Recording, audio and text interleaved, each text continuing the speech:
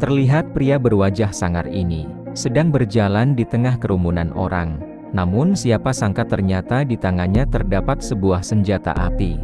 Dengan berjalan tergesa-gesa dan dengan gerakan yang mencurigakan, membuat pria ini bertabrakan dengan orang lain di tempat tersebut. Dan dengan santainya malah memberikan permen yang ada di mulutnya itu kepada orang lain. Namun dari situlah awal kekacauan terjadi di mana si pria ini mulai menembaki pengunjung di tempat tersebut. Sementara seseorang polisi yang saat itu sedang berlibur bersama keluarganya, menyadari adanya kekacauan ini dan seketika menemui anak dan istrinya untuk memastikan keadaan mereka baik-baik saja. Dengan rasa tanggung jawab dan dedikasi yang tinggi, si pria ini menyuruh anak dan istrinya bersembunyi sementara dia akan menghadapi si pembuat kekacauan dan mencegah terjadinya banyak jatuh korban di tempat itu. Nampak si pria seram ini mengambil sebuah boneka yang tergeletak, namun tindakan anehnya muncul ketika dia berbicara dengan boneka itu.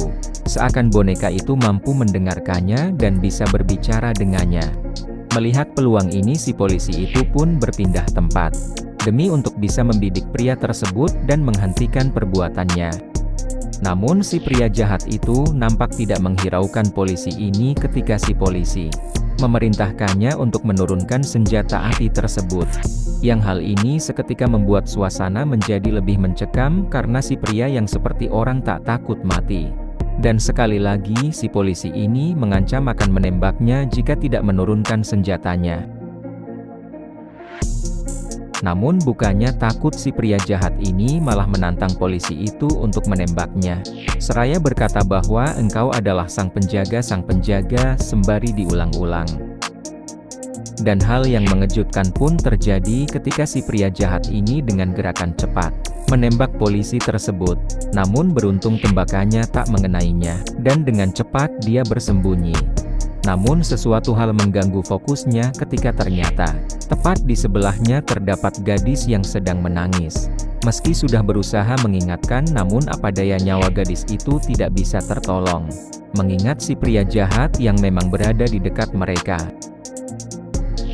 Sementara itu bantuan terus berdatangan, khususnya dari pihak kepolisian setempat, namun terlihat juga raut wajah cemas menyelimuti para pengunjung tempat itu mengingat keluarga mereka yang masih terjebak di dalam. Sementara itu sehabis menembak gadis tersebut, pria jahat ini terus mengancam si polisi berikut akan menghabisi para pengunjung di tempat ini.